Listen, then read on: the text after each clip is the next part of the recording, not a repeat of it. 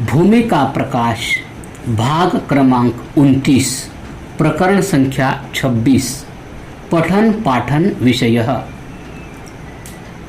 पठन पाठन के आदि में लड़के और लड़कियों को ऐसी शिक्षा करनी चाहिए कि वे स्थान और प्रयत्न के योग से वर्णों का ऐसा उच्चारण कर सके जो सबको प्रिय लगे।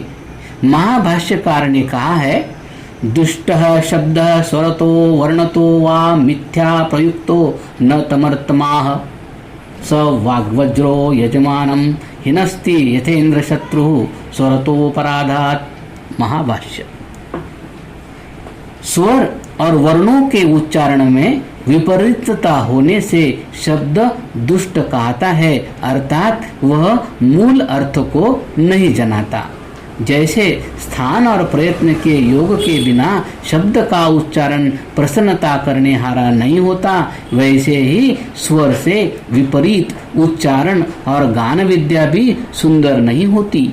गान करने वाला षड्जादी स्वरों के उच्चारण को उल्टा कर दे तो वह अपराध उसी का समझा जाता है।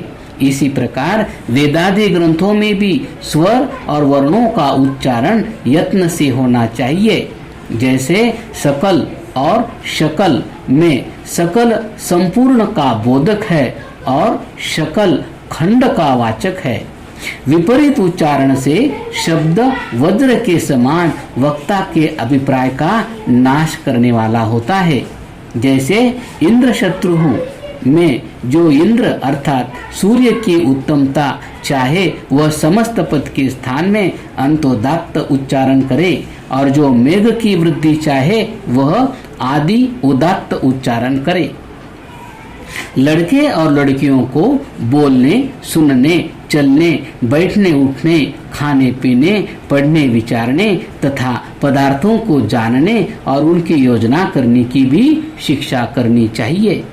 अर्थ ज्ञान सहित पढ़ने पर ही परमोत्तम फल की प्राप्ति होती है, परंतु जो कुछ भी नहीं पढ़ता उससे तो पाठ मात्र करने वाला भी उत्तम होता है।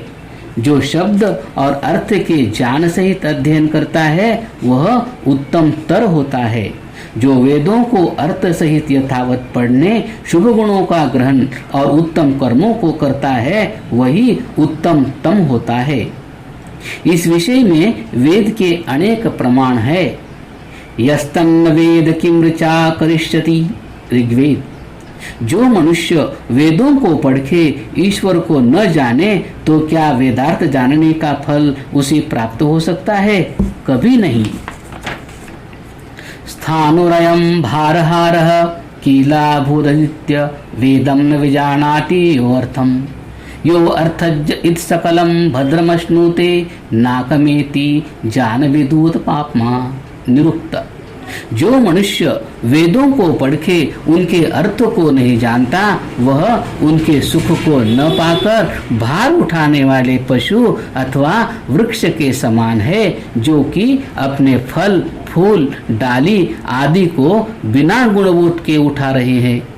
जो अर्थ को जानने वाला है वह अधर्म से बचकर धर्मात्मा होकर जन्म मरण रूप दुख को त्याग के संपूर्ण सुख को प्राप्त होता है, क्योंकि जो ज्ञान से पवित्र आत्मा होता है वह सर्व दुख रहित होके मोक्ष सुख को प्राप्त होता है।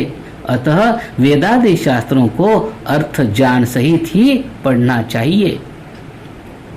जो मनुष्य केवल पाठ मात्र ही पठन किया करता है उसका वह पढ़ना अंधकार रूप होता है। जैसे अग्नि के बिना सूखे ईंधन में दाह और प्रकाश नहीं होता, वैसे ही अर्थ ज्ञान के बिना अध्ययन भी ज्ञान प्रकाश रहित रहता है। वह पढ़ना अविद्या रूप अंधकार का नाश कभी नहीं कर सकता।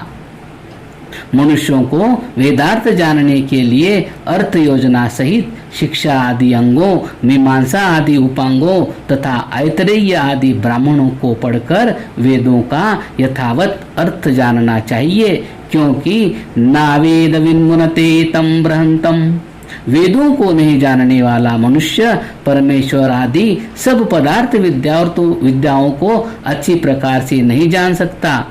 और जो जो जहाँ जहाँ भूगोलों व पुस्तकों अथवा मन में सत्य जान प्रकाशित हुआ है और होगा वह सब वेदों से ही हुआ है, क्योंकि जो जो सत्य विज्ञान है वह सब ईश्वर ने वेदों में रखा हुआ है।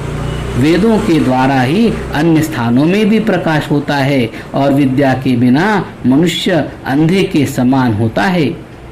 समस्त विद्याओं के मूल वेदों को पढ़े बिना किसी मनुष्य को यथावत ज्ञान नहीं हो सकता। अतः सब मनुष्यों को वेदादि शास्त्र अर्थ ज्ञान सहित अवश्य पढ़ने चाहिए। प्रकरण संख्या 26 समाप्त।